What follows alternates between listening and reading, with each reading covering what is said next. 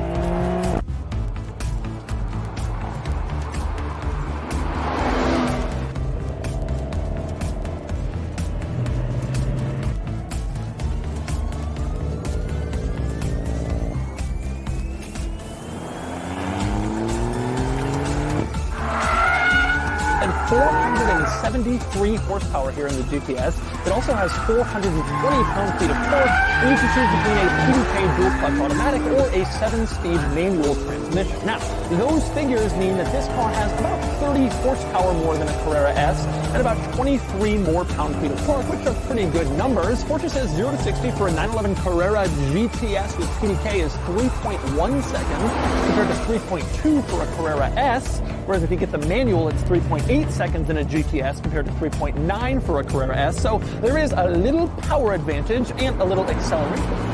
As its brakes from the 911 Turbo, and they are quite large. You can see these front brakes over 16 inches, giving you more stopping power, which is important on the track. Carbon ceramic brakes are also optional in this car if you choose to do that.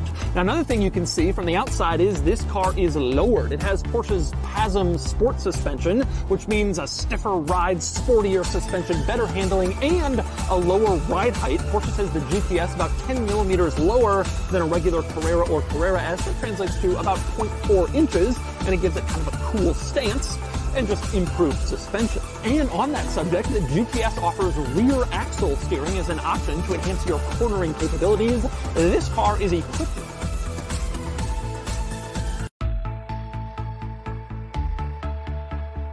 inside the new GTS, where there are quite a few more GTS upgrades, including one performance-oriented upgrade, which is a new PSM Sport Mode.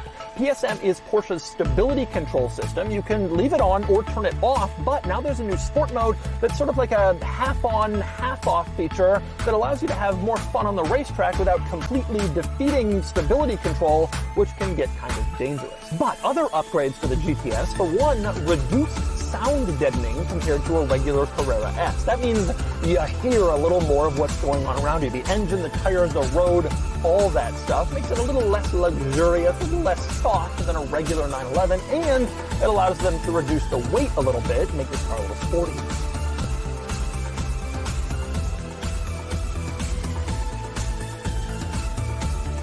Your upgrades to the GTS are largely focused around the color black.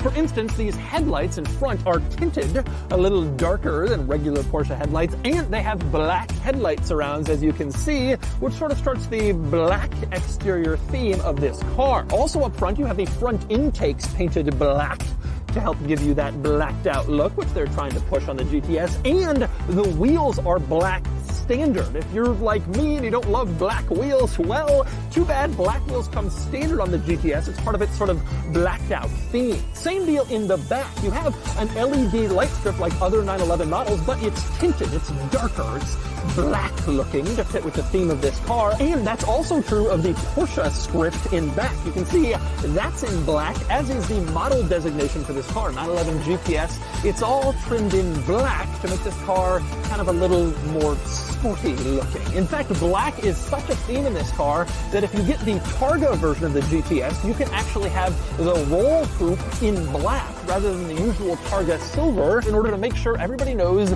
you got the GTS Targa rather than the regular one. And of course, one other noticeable update to the GTS on the outside is GTS badging of the doors. You can see it here relatively subtle, but it is there, reminding people this is not just a regular Carrera S. And next up, another upgrade for the GTS is the materials used on several surfaces, including the seats. You can see this material here. Porsche calls it Race Tex. I personally know it as Alcantara, but regardless of what you call it, the GTS has it on the seats. It also has it on the steering wheel. As you can see, the center console lid is finished in Race Tex, and so is the door panels. That material kind of makes its way into the GTS. And speaking of materials, you'll note in here you got a lot of carbon fiber. You can see it here on the dashboard, going across, and you also have it in the center console and a few other little places too, which is nice and fancy and helps this car feel sportier. And one other interesting GTS upgrade that is not standard but available, you can get an interior package in either chalk or carmine red, those are colors, to match a chalk or carmine red exterior.